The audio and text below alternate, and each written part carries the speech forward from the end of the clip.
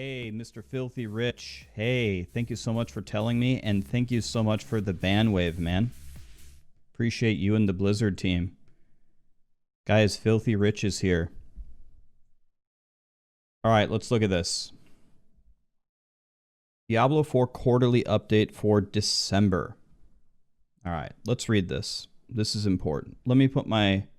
All right, thank you, buddy. Appreciate it. Let's go to the other side here.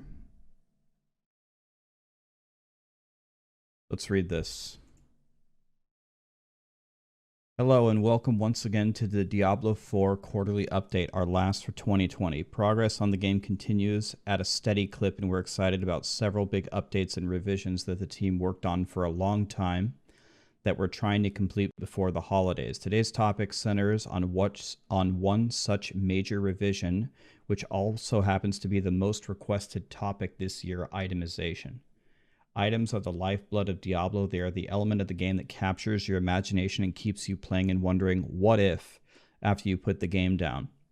Whether it's anticipating the next piece of perfectly rolled godly gear or kicking around item combinations in your head like a mad scientist, items are undoubtedly a major part of what makes Diablo so compelling and so different from other games. Understanding how important it is to get itemization right, we paid special attention to get early player feedback about this part of the game.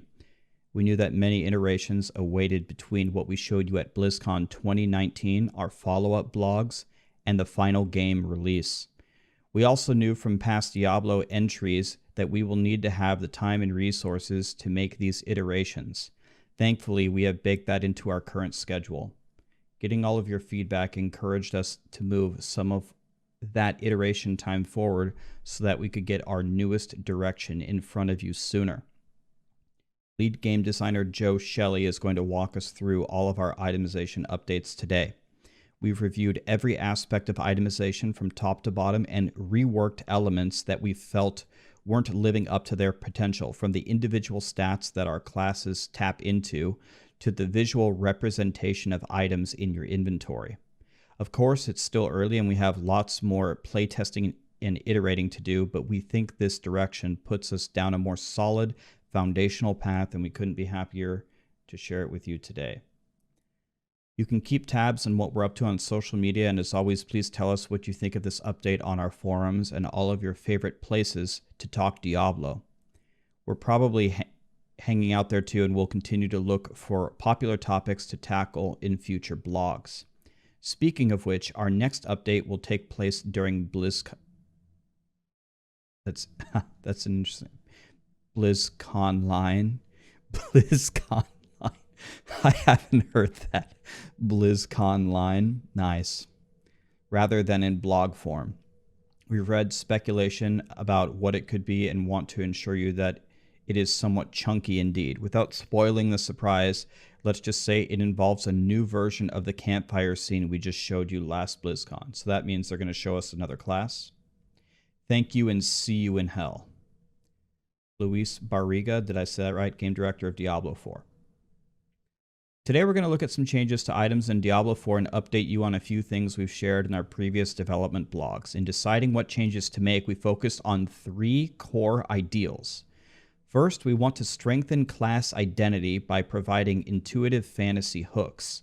Items and skills that lean into the fantasy of your class are best. Second, we want to support deeper customization through our itemization. Items should support and enhance your class and not define it. So here, this was one of the biggest critiques about Diablo 3 when it came out, right? It was all about your gear is literally everything, and your character on its own is essentially nothing, right?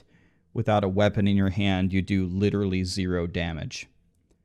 You do 0 damage. So this is probably a welcome change, right? Because everyone was saying that itemization was way too heavy on how powerful you were. Finally, we're landing on overall depth somewhere between Diablo 2 and Diablo 3. We aim to provide years of things to discover and countless ways to build a class. So no matter how big of a fan you are of either game, most people I think prefer Diablo 2 to Diablo 3. But both games have their strengths and weaknesses, right? There are some things that Diablo 3 does significantly better than Diablo 2. So,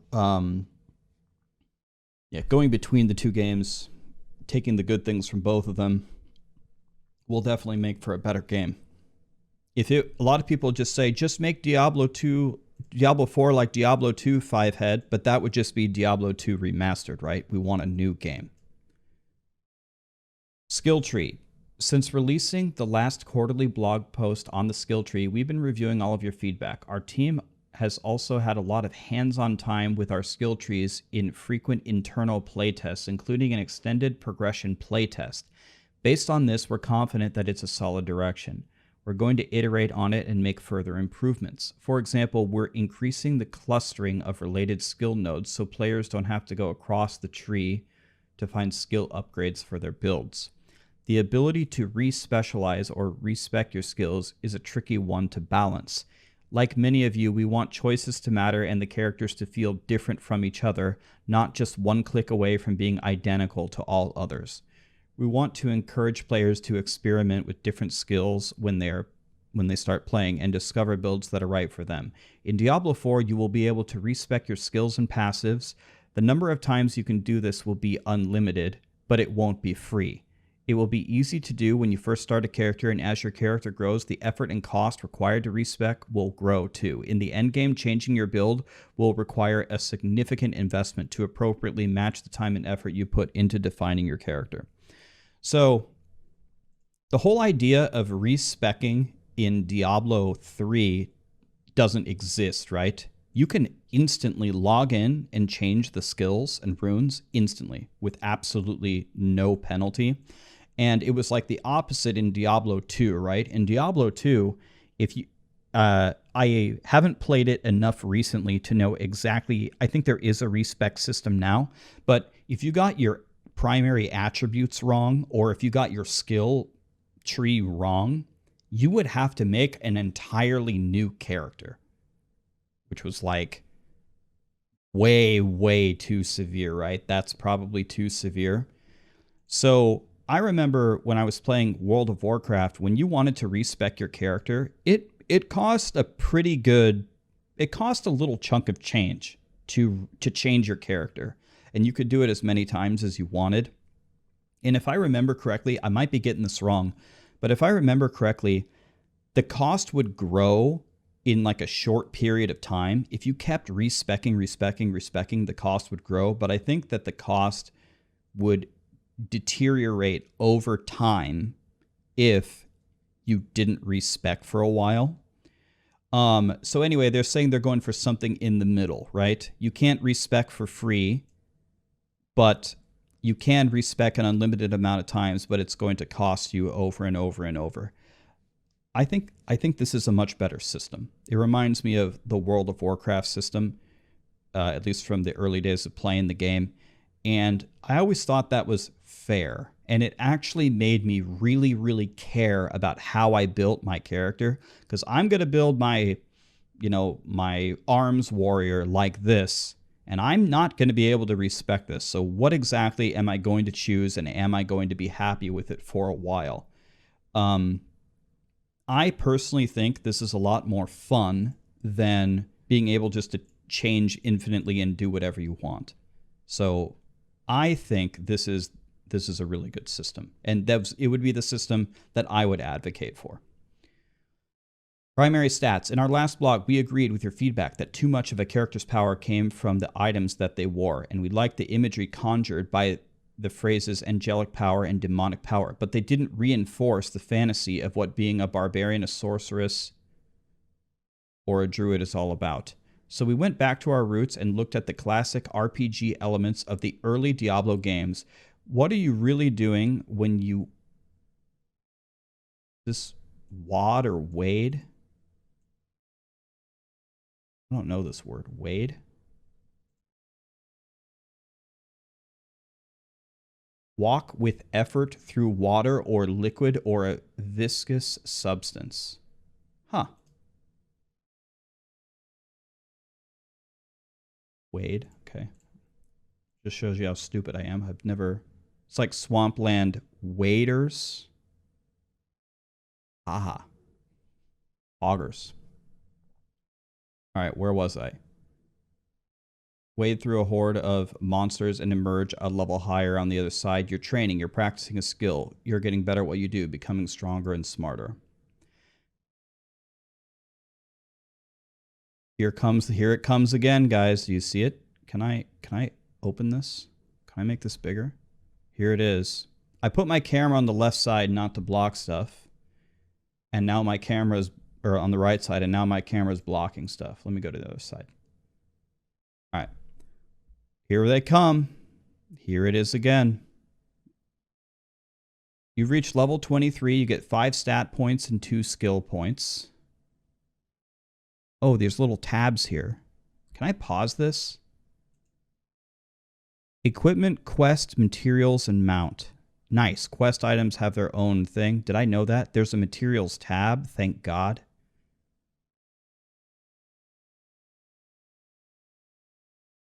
I wish I could pause this.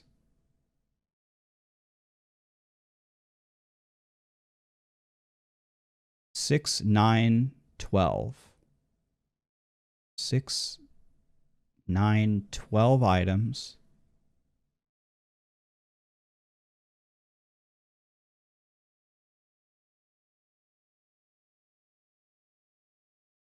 Okay, let's just keep reading. I just wanted to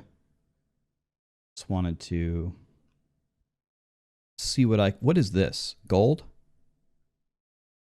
Gold? What does the little plus mean? Does that mean you haven't moused over it yet?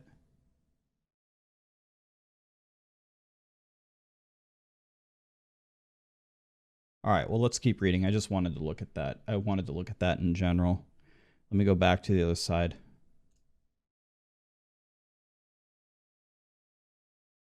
When you gain a level, you receive points to spend in strength, intelligence, dexterity, or willpower, along with your current points. Of course, most barbarian builds are going to benefit from a healthy measure of strength, but as you build out your character and decide on skills and synergies, you want to max out other attributes. As a barbarian, each point of strength will increase the damage of your skills, while willpower improves fury generation, dexterity grants critical chance. Meanwhile, as a sorceress, intelligence increases skill damage, willpower does critical chance, and dexterity hastens mana recovery. All right, so I'm thinking about this from a content creator perspective, and this is... Hold on, let me... So, Okay, so this is... This is actually a little bit more complicated now, because, so look at this. Dexterity grants critical chance for a bard, but willpower grants critical chance for a sorceress. So this is going to be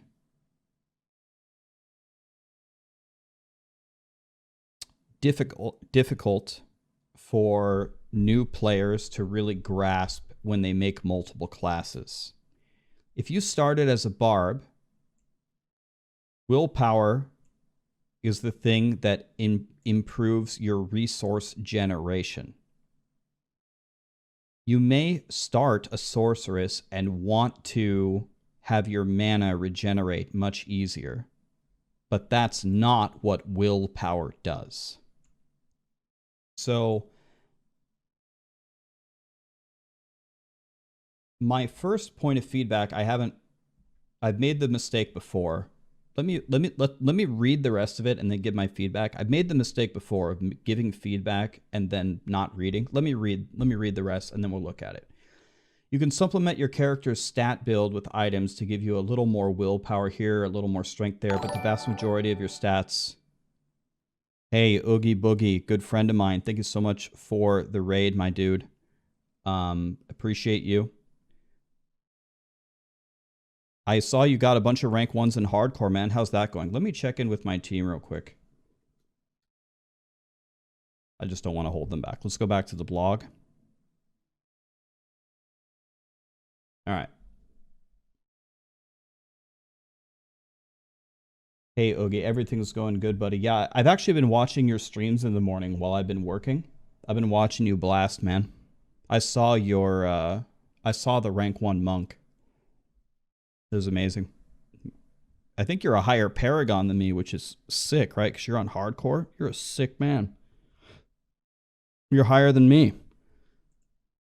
And I mean, I'm not super high, but I've been blasting, man. I'm 3,700, but you've been really blasting. Jesus.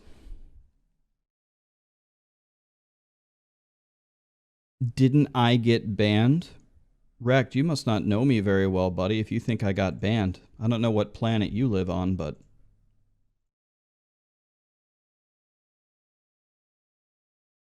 You, maybe Rect is new to the Diablo scene, but I don't know what planet he comes from if he thought I got banned. By the way, did I leave party? No, I didn't. I'm still trapped. I still have them trapped. My bad. I'm a bad friend.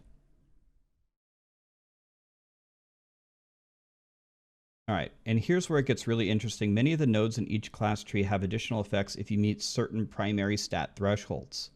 You'll get the baseline effect of the nodes when you want to spend the skill points to unlock them, but enough of the corresponding primary stat and the bonus will activate.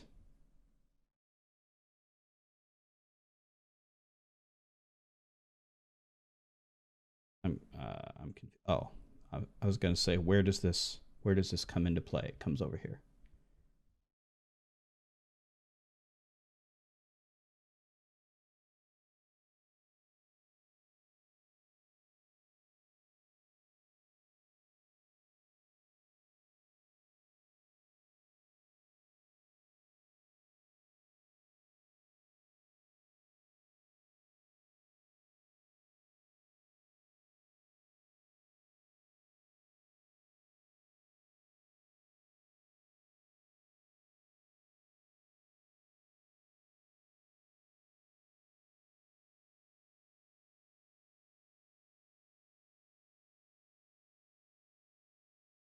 Okay. So, all right.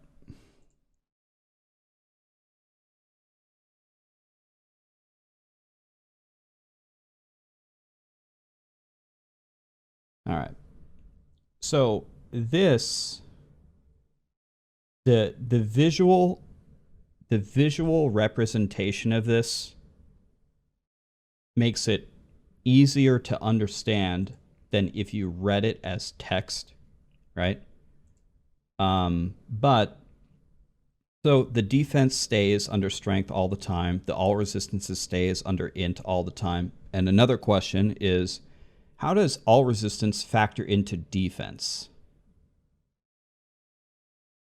So another thing is, like, in Diablo 3 you have toughness and defense and life and intelligence, or all resist, all like funnel into this stat.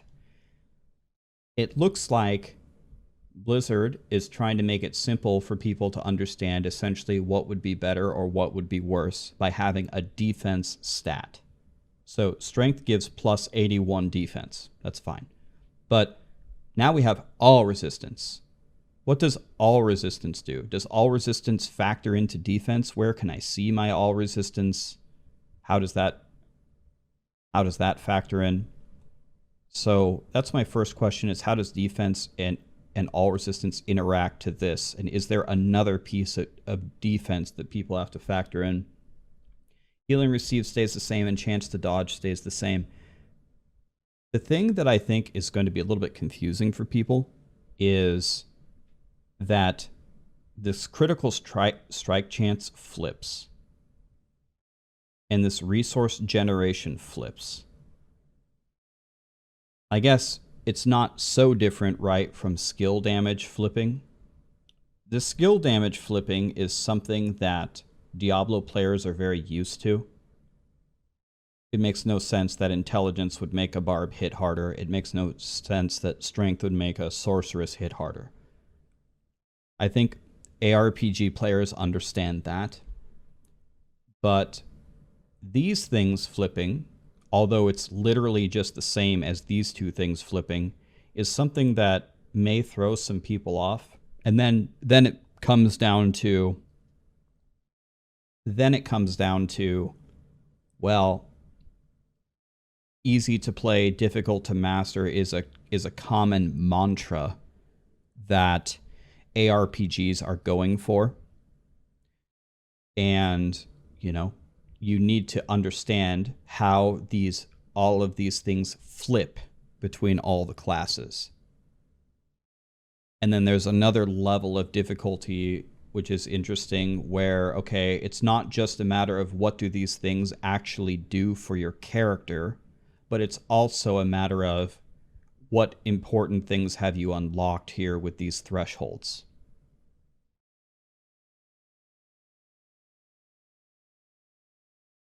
So that's good, right? The biggest critique that has been given to Diablo 4, like for everything that we've seen at BlizzCon and for all of the blog posts so far, is that Diablo 4 is too simple. Everything looks too easy. Where is the end game going to be complicated, and where are you going to have to demonstrate skill and knowledge in order to get ahead in the game?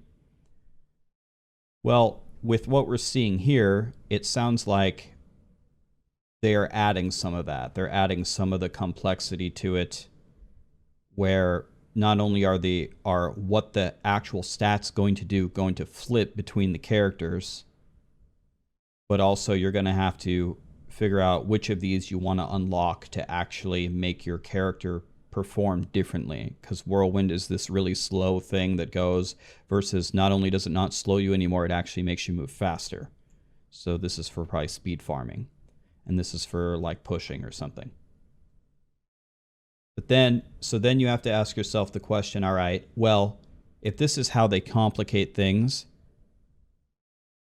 is this the right way to do that? Obviously, with the unlocking stuff, that's really cool. I really like that.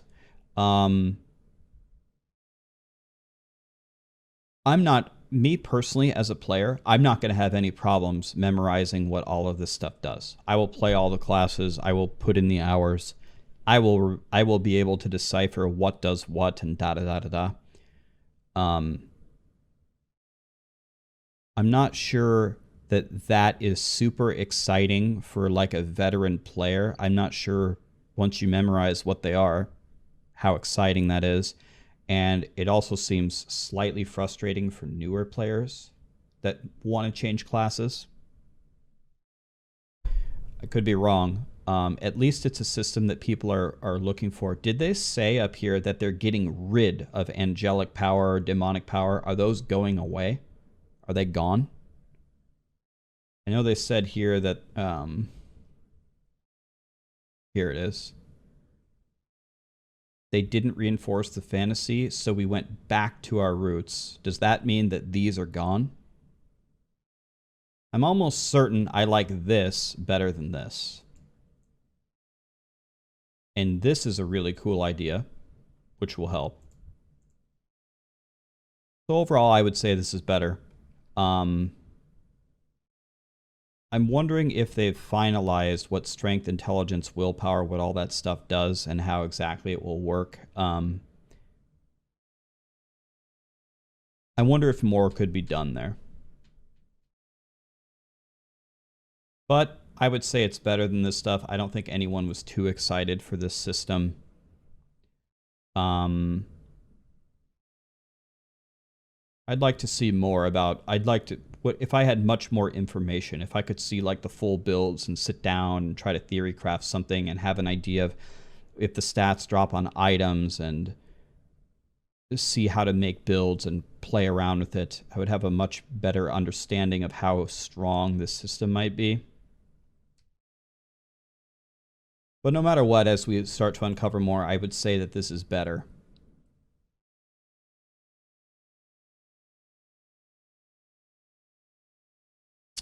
And I really, just as a general question, I really want to understand how all resistance ties into defense. Are they separate? Where is my all resistance? Is it factored into this calculation? What does plus 81 how does 81 defense stack up to 2% all resist? That's going to be a big question. And if they're trying to simplify it for people, imagine a brand new player, you get 2% all resist, and you just look at this menu. It's like, what does this actually do for me? Is it fantastic or is it garbage? I have no idea.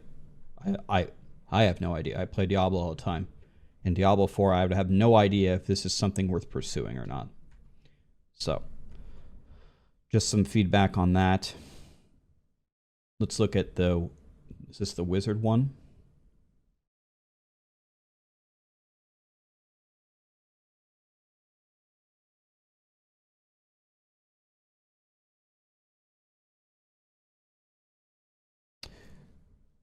So one thing that I really hope that Blizzard does not do is this. Ice Blades deal additional damage. I don't ever want to see that. I want to see exactly what it does. Does it do double damage? Does it do 150% damage? I don't ever anywhere in the game ever want to see deals additional damage. I would love it if they said, this is perfect. Increases the duration by 5 seconds.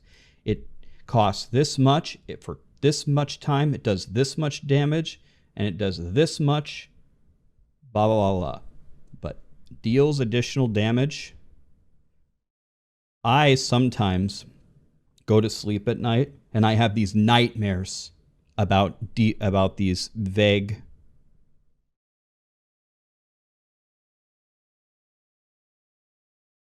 There's a details button. Oh, is that where it explains it, Adam? Here? This is where it explains all resist. Guys, Adam is here.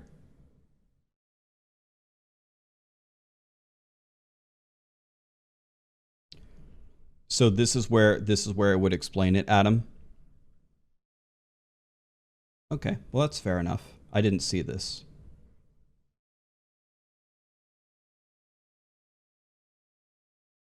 That makes sense.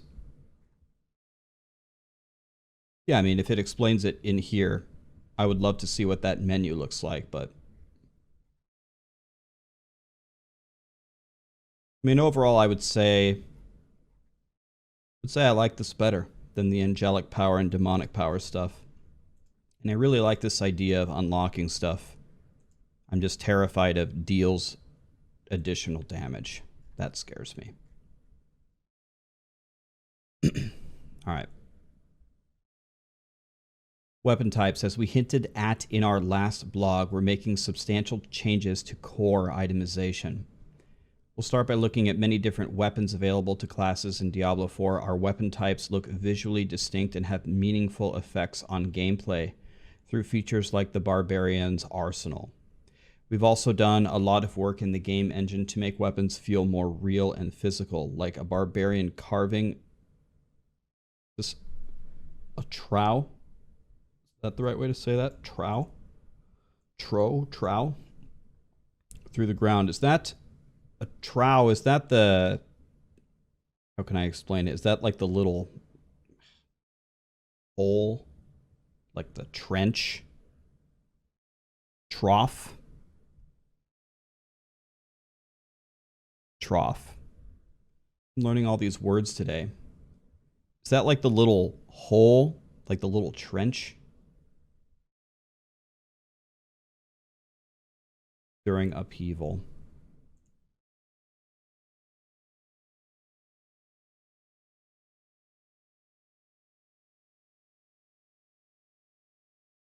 Really like what's happening. So this guy is turning into like this guy looks to be dead, and it looks like he's turning into a skeleton. This guy almost looks like, I can't tell if it's I wish I could slow it down. I don't know if it's the dirt, but it looks like this guy's turning into a ghost, like melting backwards. That's really cool.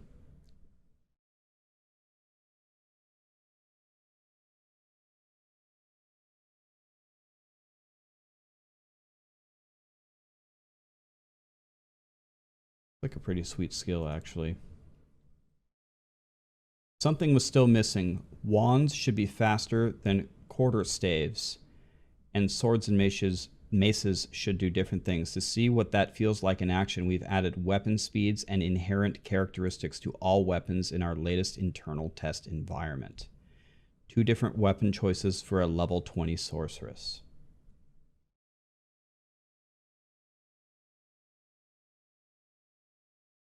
This reminds me of Diablo 2.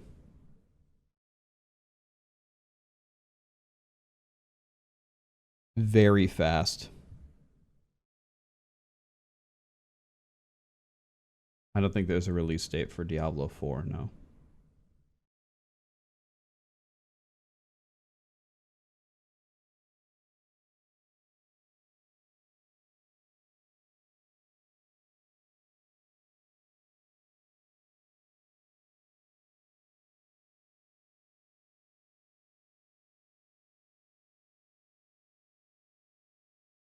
So it looks like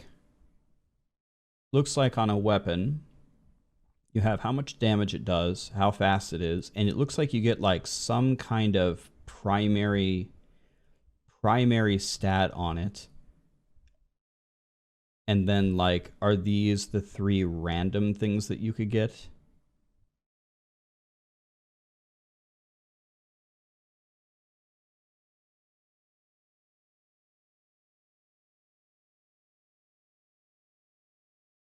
What it's looking like?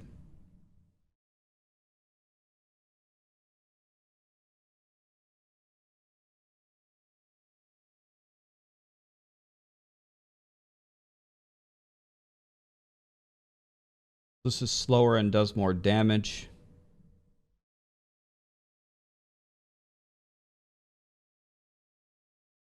And this is throwing them faster. Seems logical. Seems like the Diablo that we know. In addition to speed, each type of weapon has an inherent physical characteristic. For shields, as block value, meaning that any shield you find in Sanctuary is going to have block. In addition to any magical affixes, as physical properties, these traits are consistent across all weapons of the same type and cannot be modified. So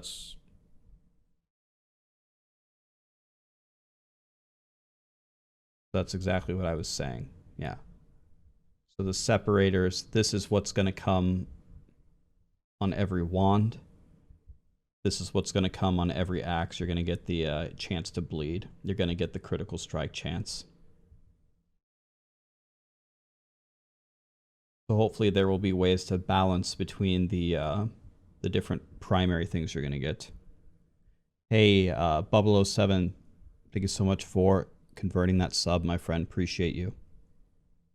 Okay, so that makes sense, and I think that's a good way to separate it. I like the way that they separated that there. I was able to tell, without reading this, I was able to tell that instantly. As a never seen it before, was able to pick up on, I think, what they were doing instantly. So it was really good. Very intuitive, good way of showing it.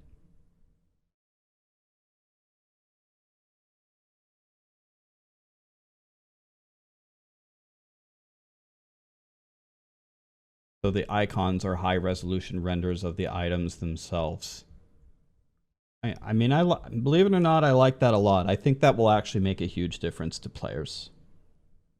Hi, Denny. How are you? Good to see you. I mean, I like it. Item qualities. We've also made some exciting changes to the game's item qualities. Philosophically, we like the clarity of the analysis afforded by clearly understanding item tiers. In other words, we think players of all skill levels benefit from not having to scrutinize every single item that drops to see if it might be an upgrade for them. Blue magic items are good, but yellow rares are usually better.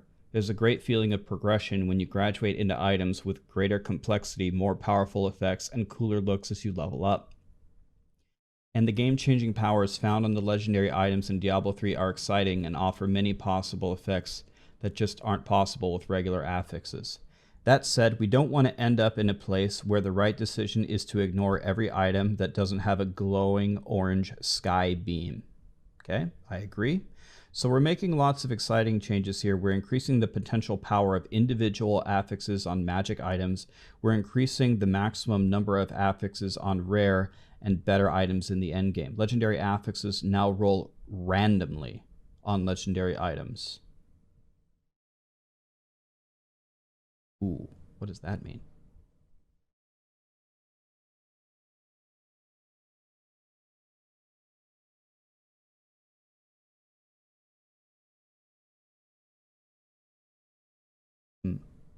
Magic items can now have the most powerful regular affixes, while rare items get up to 5, and legendary have 4 regular affixes and 1 legendary.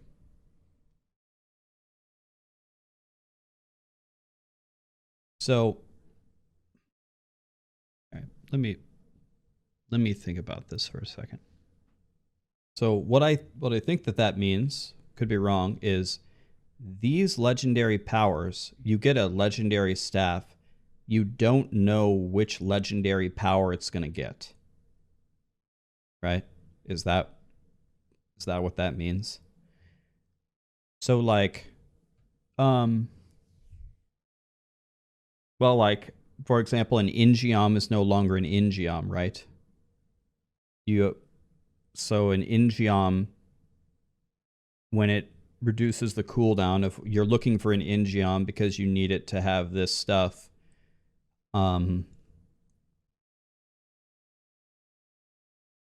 reduced cooldown by 10 seconds, it no longer is an Ingeom. It's just a legendary sword with a legendary power on it, right? The interesting before I even think about is this a good or a bad change, it's actually weird because an Ingeom isn't an Ingeom anymore. An Ingeom to me is the weapon that reduces your cooldowns. But now it's not an Ingeom, it's a legendary sword. Or do I just not understand? Read below and it will make more sense. Okay, let me read below. Maybe I don't get it. Let me read below.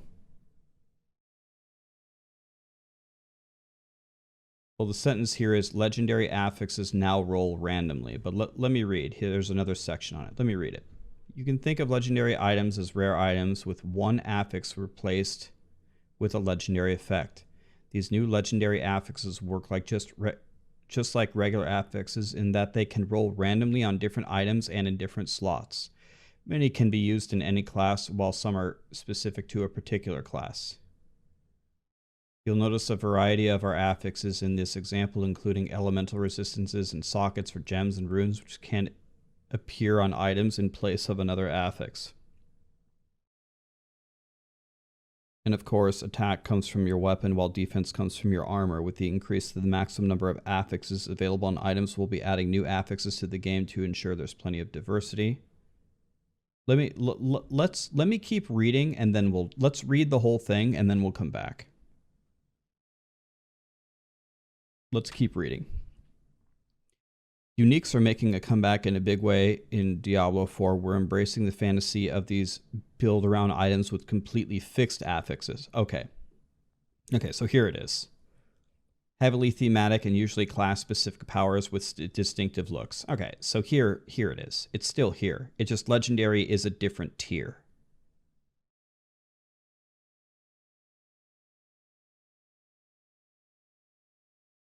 Okay. So there are still uniques. Okay. I just needed to read further. So what I was reading was how I was interpreting it was correct, right? These things can just roulette between them all.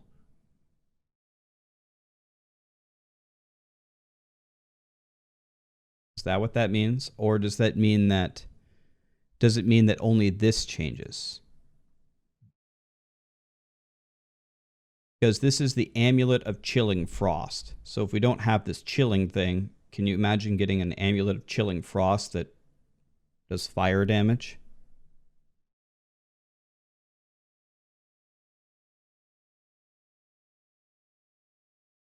So randomly means only this value changes? Or that the legendary power itself jumps between different items? How could the Amulet of Chilling Frost have anything on it other than chilling things?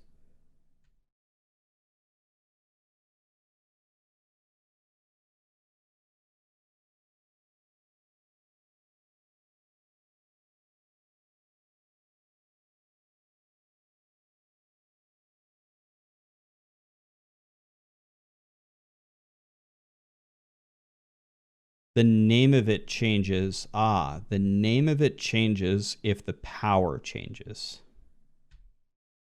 Okay. That could be it. Ah, okay. It actually changes the name of it.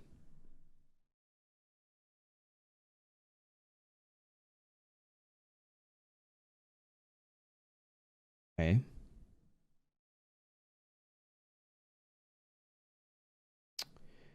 So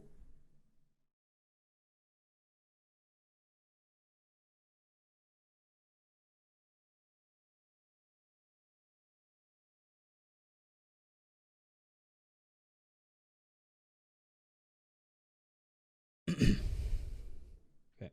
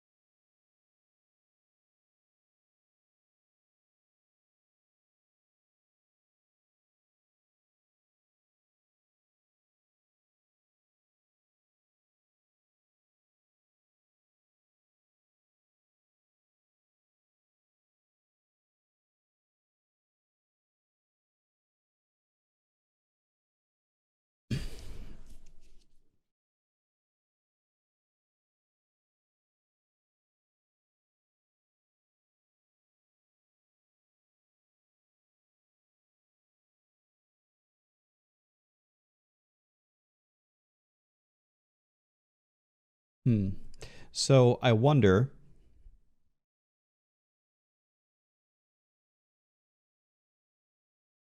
can you can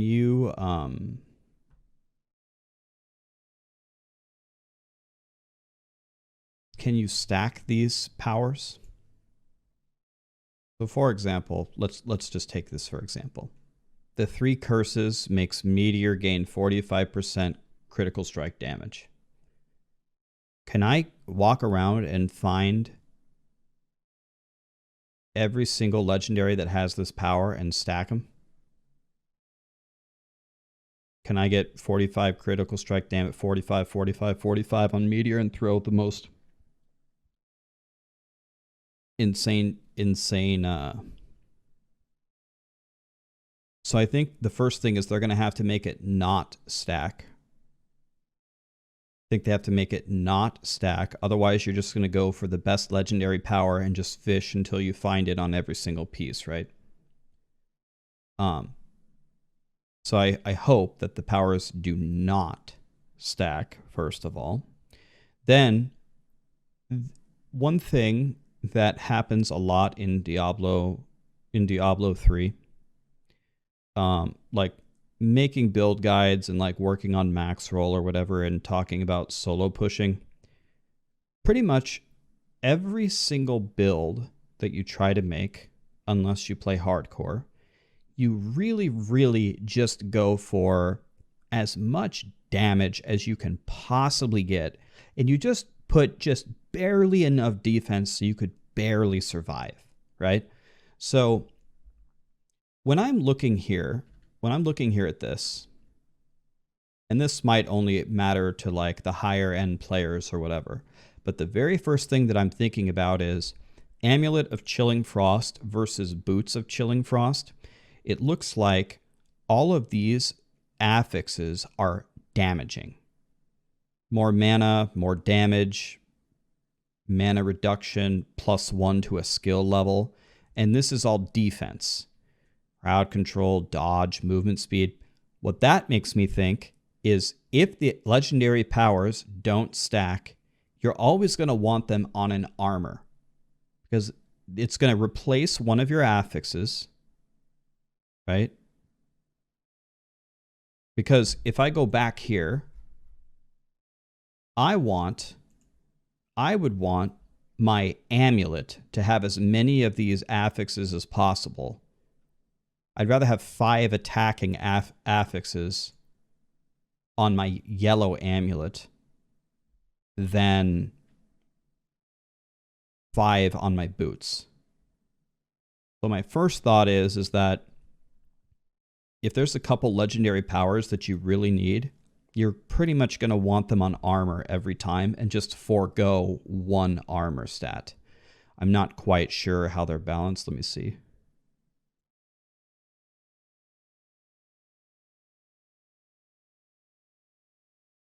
Arcane's messaging me, telling him that I'm reading the D4 post.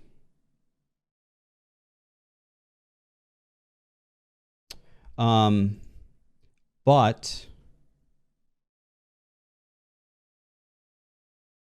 so, okay, can we go back to this for a second?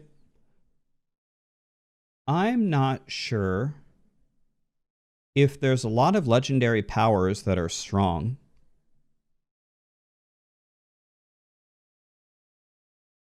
It's hard for me to imagine a world where we're going to use yellows or blues.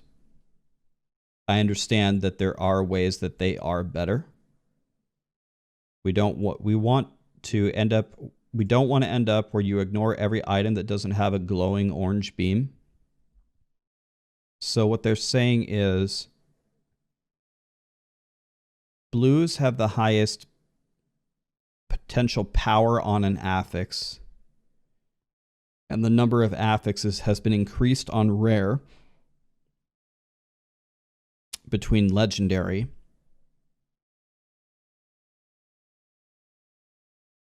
Uniques replace mythics.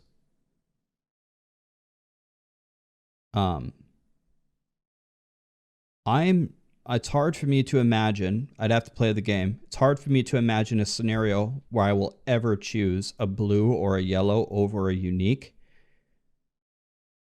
unless I get the absolute best yellow possible and there really is no great unique power for me to take, or legendary power, or to get a unique. So I'm really not sure if this is enough.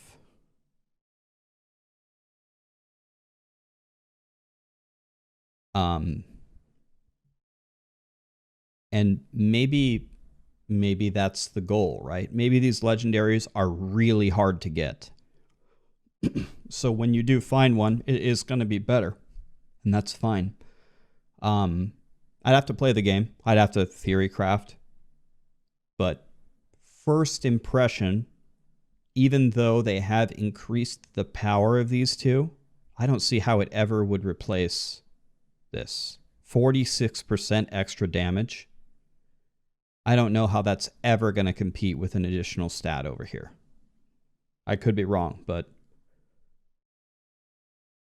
if you get a legendary power that does anything for your build, you're going to need the godliest yellow of all time to consider switching it. I could be wrong, and maybe it plays differently than I'm imagining it, but if the whole idea is to not ignore all of these things, I'm not quite sure that this is enough.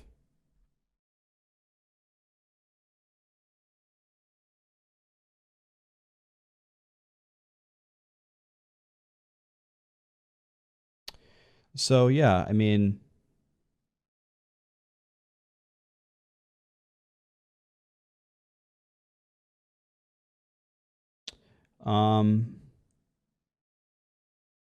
I guess, I mean, I'm sure they're going to take steps to safeguard against this. But this stuff, as I have way too many images open, this stuff kind of reminds me of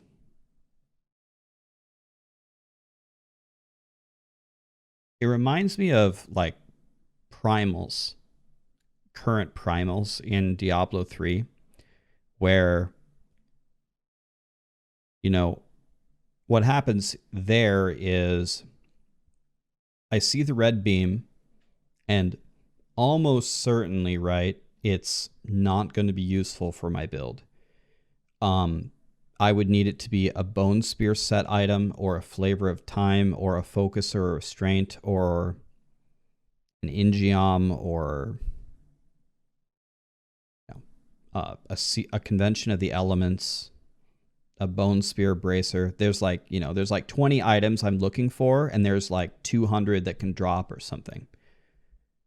But now I'm thinking, let's say a gold amulet drops, and I'm like hoping for an amulet of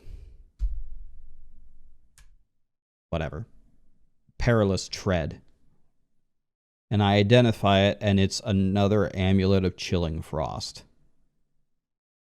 And I guess maybe there's no way to get around that, right? Maybe that's just the nature of things. I guess it was the same in Diablo 2. You identify an amulet, and it's never a Mara's. It's always a stupid amulet you don't care about.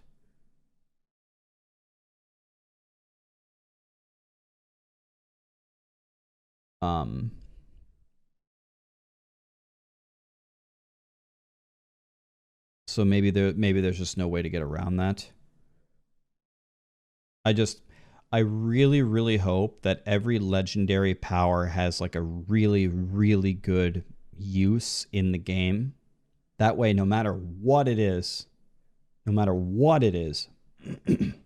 going to be like, all right, I can use this. Because, there's so many items in D3, Scorn, Nutcracker, Nailbiter. I mean, you just go on and on and on that have no purpose at all. As long as everything has a pretty powerful effect, and when you find a legendary, you're like, all right, I could probably use this one day. I don't think we'll have that, forlorn feeling of finding one.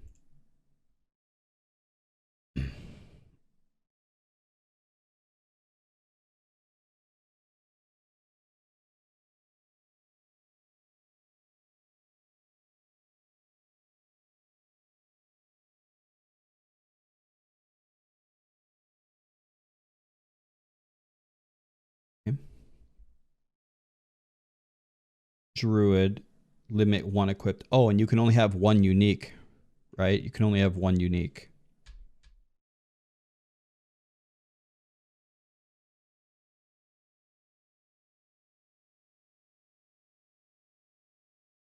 They mentioned that before. You can only have one unique. So then everything else will be legendaries and yellows. You can only have one of these.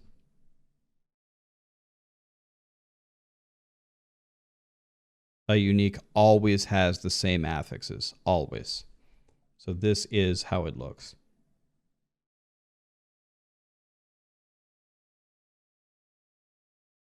So the challenge for Blizzard with only one unique, right? The challenge there is to make them equal power for like different builds, right? Because let me tell you a horror story. Wolcen. When Wolcen came out, the best skill by a mile, by far, was Bleeding Edge. It was just so much better than everything else. And the best legendary, or whatever you want to call it, unique in the game was the Trial Belt. The Trial Belt was no fewer than 5 bajillion times better than the second best unique. So the only thing that I'm afraid of is like the Wolcen Bleeding Edge Trial Belt repeat, right? If you decided to play anything in the game other than Bleeding Edge with a trial belt, you were like 179 tiers behind everything else. It wasn't even remotely close. I was playing with Woody, and Woody was playing like a bow build, and I mean, much to his credit, was trying to do the hardest level with a bow. But bows just didn't work in Wolcen. They just didn't do any damage. But he was giving like the best effort I've ever seen ever. And I came in with Bleeding Edge, and I just wiped out the map in 1 second. It was all dead, gone. He's like, Rax, let's play together, but can you please not play Bleeding Edge? I was like, I was about to say exactly the opposite, Woody. Can we play together, and can you please stop using a bow and put on Bleeding Edge so we can clear everything in 2 picoseconds? It was just he really wanted to play a bow, and I really wanted to clear everything in 1 second. Yeah, the thing about 1 unique, right, is that puts a lot of pressure. Can you imagine? Let's take Diablo 3. You're making a Z-neck. You only get 1 legendary. You only get 1 unique. Which one would you take? It's like, well, Strong Arms is out. Maybe Brig's Wrath. But if you take Brig's Wrath, you lose Messerschmitts. Maybe you have to take Messerschmitts to keep your land up. Like, you have to take it. And you have to get rid of Briggs. You have to get rid of Strong Arms. You have to get rid of everything. Let's say you were playing Whirlwind Barb. I was going to say you have to take Ambo's Pride, but maybe you don't. Maybe you manually rend, and maybe you take... Does Ambo's Pride also have a multiplier on it? Yeah, you can't do rats anymore because rats lose their 17 weapons. It's like a whole new game, right? Can you imagine every build in Diablo 3, you only get 1 unique power, 1. Now, of course, maybe some of the legendary powers can fill the void. But some of the powers in Diablo 3 actually change how the build works. Like Messerschmitts resets your Land of the Dead. It's this gigantic 2-minute cooldown, which is erased. You can spam it. You know, when I'm looking at this stuff, that's not what this is. This isn't erase a 2-minute cooldown.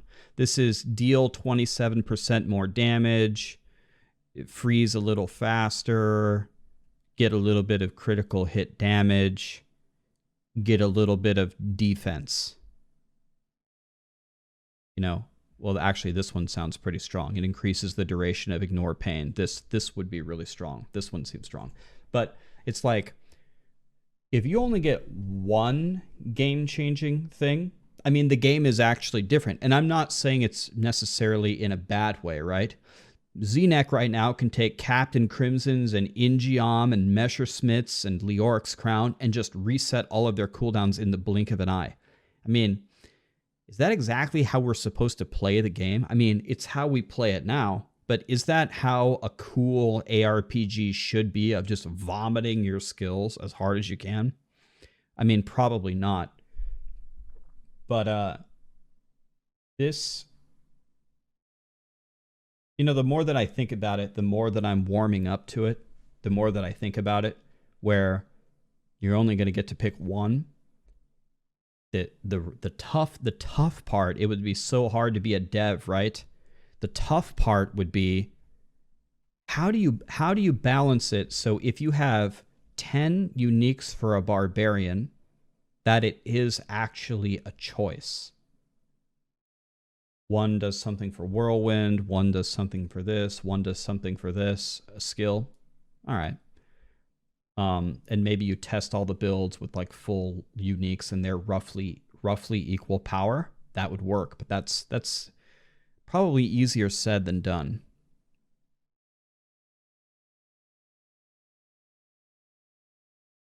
Slow. You should be able to get close. If not 150, you should be able to get close to 150 on solo AOV. We like the idea of mythic items. We just don't want to create an item quality that invalidates all the others. So they're out for now. Should I know what this word means? Mythic? What is a mythic item? Is this a reference to WoW? I don't think... Is mythic in Diablo 2 or in Diablo 3?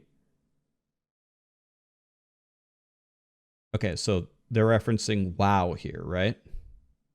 Okay. That might be a little confusing to people. It was confusing to me, but I haven't played WoW recently, but okay, I guess they're talking about... So how does this work in WoW? No, I played WoW. I played WoW a sickening amount, but not recently. So are mythic items like just upgraded like the highest tier and they're always the best? Is that how it is?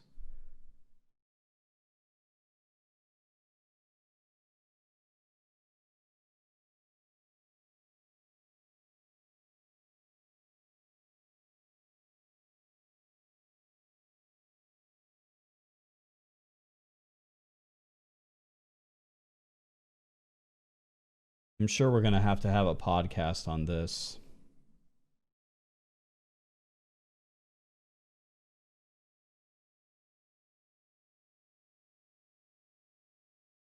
So these powers actually seem to change how you're playing. Poisons no longer deal damage over time. Instead, they just deal this much damage. Hurricane deals damage. There's a chance to cast Tornado at the target for free. I wish they would tell us again, what is the chance?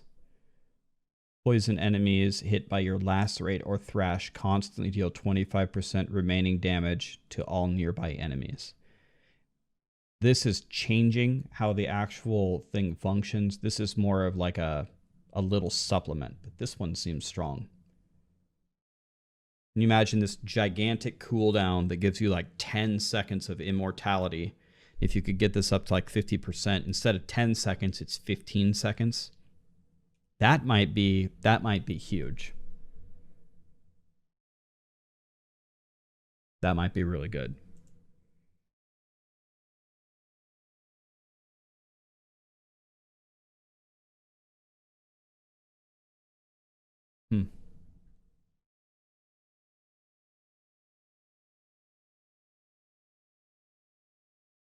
Oh, in a previous blog post, they were going to have mythic items in Diablo 4.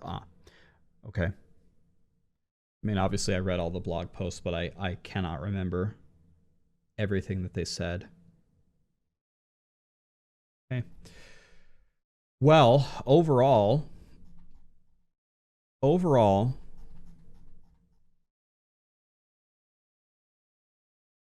first of all, I'm happy with Blizzard for the update. I'm happy for the update, so that's very nice of them to get it out. I like these mantras that they have, especially not putting all of the power into items. I really like their mantra with the respecking costing something that forces you to make good decisions, especially in the end game. I really like that. Yeah,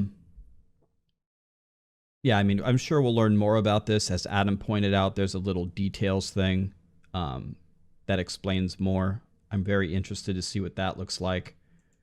But I think this is a lot better than this stuff.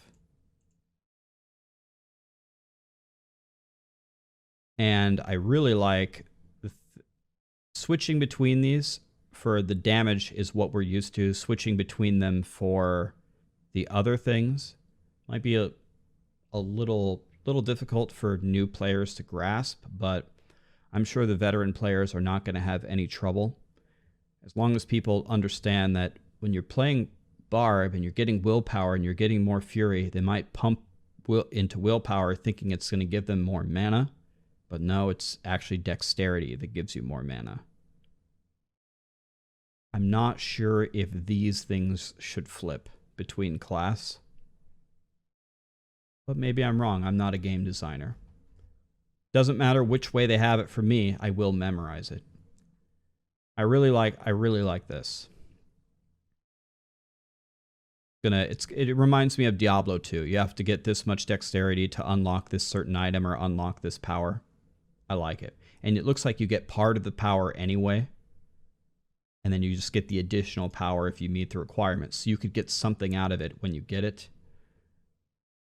And then use it later.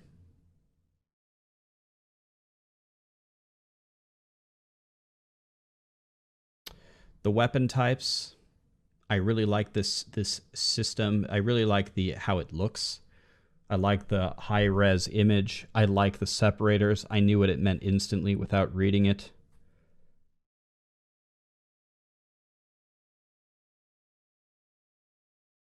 I think that's a good change.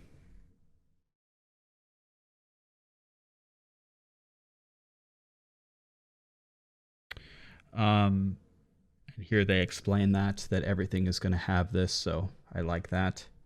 Reminds me of like Path of Exile, right? Doesn't Path of Exile have like fixed things on certain names of items, if I remember correctly, certain like base stats?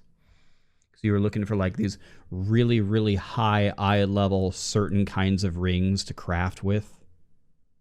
Yeah, that's what that reminds me of. So I'm not sure. Okay, I don't have all the details here. I'm not sure that this is strong enough to make a yellow better than a legendary. These legendary powers, although they aren't as amazing as the unique powers, seems like it's going to be a rare scenario where this yellow is going to outclass a legendary. Maybe I'm wrong, but I'd have to see how it rolls. If all of these stats could roll better than a legendary stats, that might be enough. Here, this has 8 critical strike chance, and the legendary has 10. So the same damage, slightly less resource, more crit, and it gives you 46% additional damage. So maybe I'm wrong, and I've seen it in PoE. I know how certain PoE items are just straight up better than legendaries. In fact, I talked about that on the Bay Class podcast, right? About how a new player will just take a legendary every time. And I played PoE. I know that that's not true. And maybe that's what they're going for here, and maybe that's what this system is as it is. It doesn't look like it to me right here, but I could be wrong. I'd have to play the game and try it.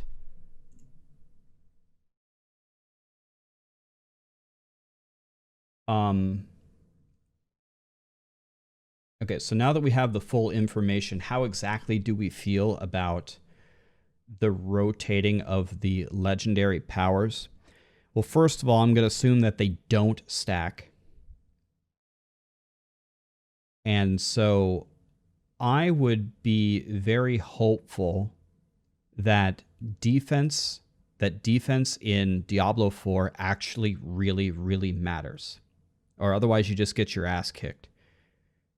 If that's not the case, then I think getting the important legendary powers that you need are always going to have to land on a defensive item. Because then that potentially lets you open up an amulet that has +1 to the thing that you have, crit chance, crit damage, range damage, spell damage, whatever.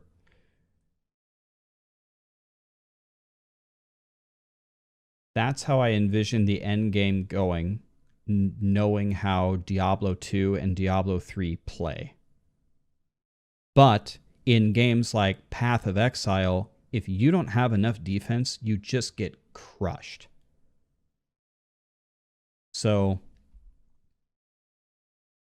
I think the rotating of legendary powers will be fine as long as defense actually really does matter in the game. Otherwise, you get crushed.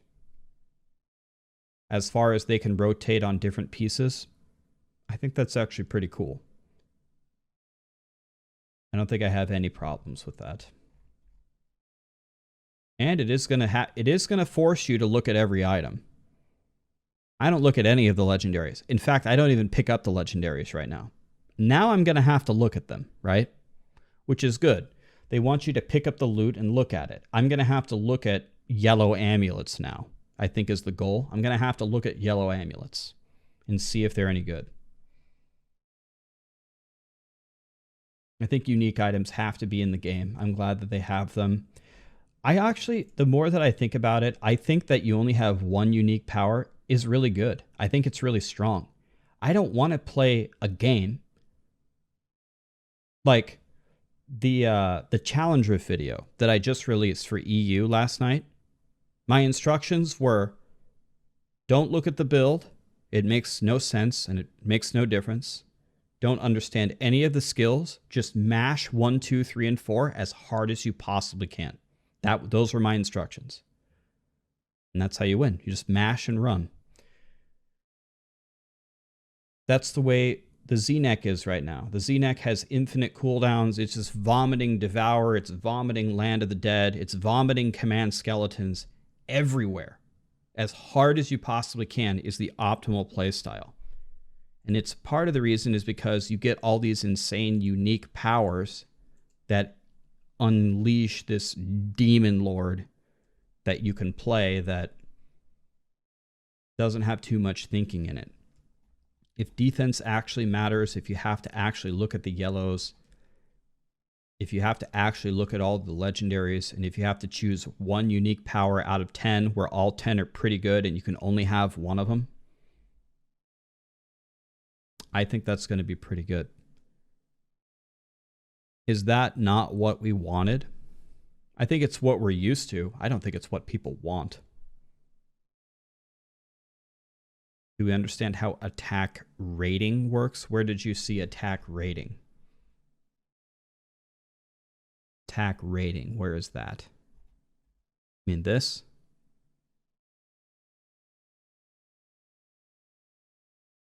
I think it's way more fun. Weapon attack, I think that's just the damage that you deal.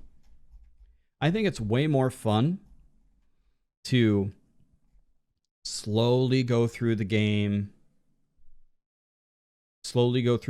Find it. Oh, I found a yellow thing. Oh, this is better than my blue thing. Thank God. I'm so happy. You find like an upgrade every 20 minutes as you slowly progress versus I have this Super Saiyan God that just flies through the rift and destroys everything, and then I pick up nothing because it's trash. I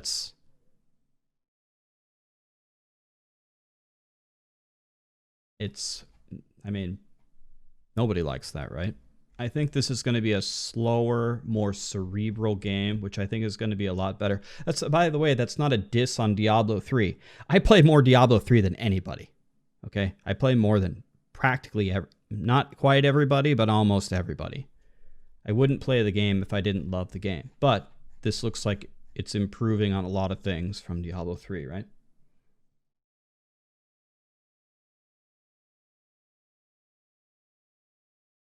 I mean, overall, I think this is taking it into a good direction.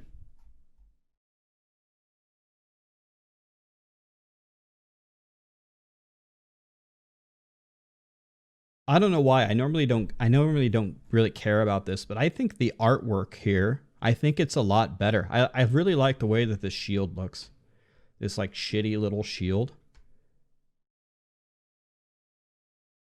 I like the way that that looks.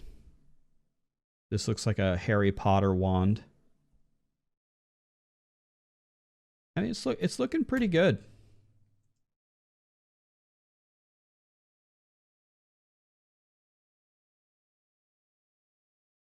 All right, well that's the Diablo 4 update, guys. I don't know. What do you guys think? What do you guys think about it?